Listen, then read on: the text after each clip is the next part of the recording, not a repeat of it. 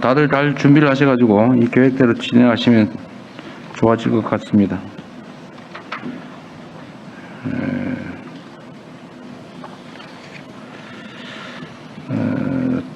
일단은 있는 대로 제가 물어볼 거 몇 가지 좀 물어볼게요.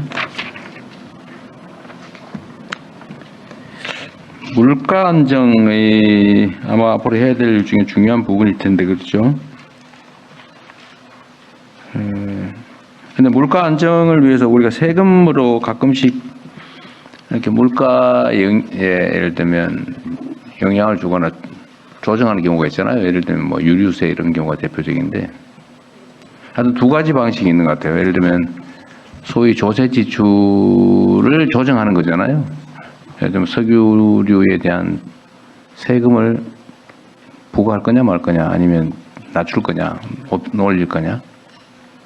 근데 이렇게 하는 경우하고 또 한 가지는 그 세금을 그대로 걷어서 예를 들면 물가 부담이 크면은 일종의 환급을 해주거나 지원을 해주거나 이럴 수도 있잖아요. 즉 재정 지출 방식으로 할 수도 있는 건데, 우리 사회의 가장 큰 문제가 소위 양극화.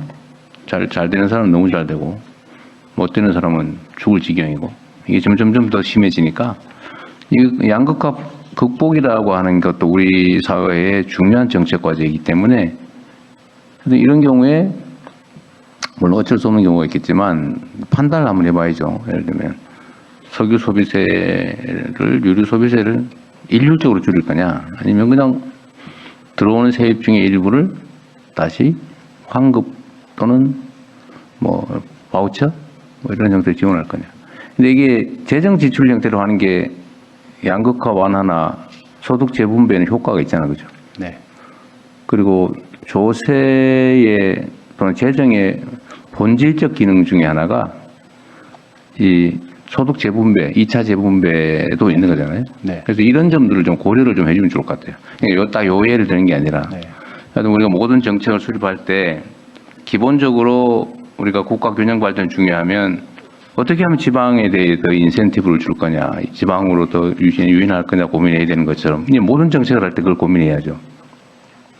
또 양극화, 이거 똑같은 문제인데, 재정 정책을 수립하거나 조세 정책을 판단할 때 끊임없이 그 고민을 해야 된다. 재정을 늘리고 줄이고 이것도 중요한데, 저는 그 점을 좀 전체적으로 국가 정책에서 고민을 좀 해주십사 부탁드립니다. 이건 하나의 예고요.